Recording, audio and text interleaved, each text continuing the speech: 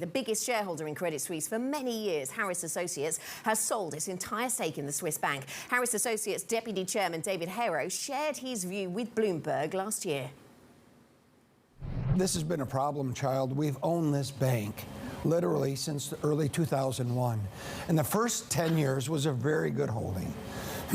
I mean, it literally went from 20 to 60 or 70. Now, what we should have done is just sold it and that's it. Herro's investment management firm is cutting ties with the Swiss bank after 2 decades then of ownership, as we heard him describing there. Let's get some further details. Bloomberg senior global equity markets reporter Jan-Patrick Barnert joins us. Good morning to you, JP. So Herro's sale ends a long relationship. He was talking about it there going back 20 years or so. Why is he selling now? What can you tell us about this decision? Well, we don't know too much at this point, but it seems like he has pointed to the issue everybody has an issue with at Credit Suisse right now, and that is the outflows at the wealth management business.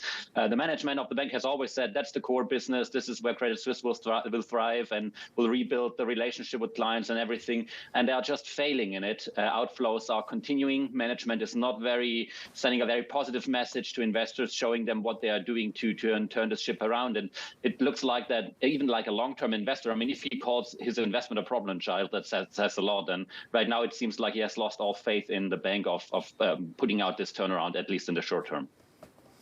OK, and what's next for the bank then? If, you know, he's talked about this as a problem child and we know about many of the problems, what is next then for the bank in terms of resetting its business? Yeah, that's the frustrating part, and I've been talking about this for ever since the problem happened right now. The management really needs to convince us that they are able to turn the bank around. They need to be more forceful in their strategy and really tell us what they are doing to rebuild this trust. Because right now it just seems like, yeah, wealth management is a great business, of course, but how are they going to rebuild this trust? And that's the question everybody's wondering about, and they're not giving us really an answer. And as long as that is still wobbling around, I really struggle to see how you can be positive for the bank and for the share price. OK. Finally, what can you tell us about the new setup then? Credit Suisse First Boston, many people watching that to see how that old name becomes a new name once more.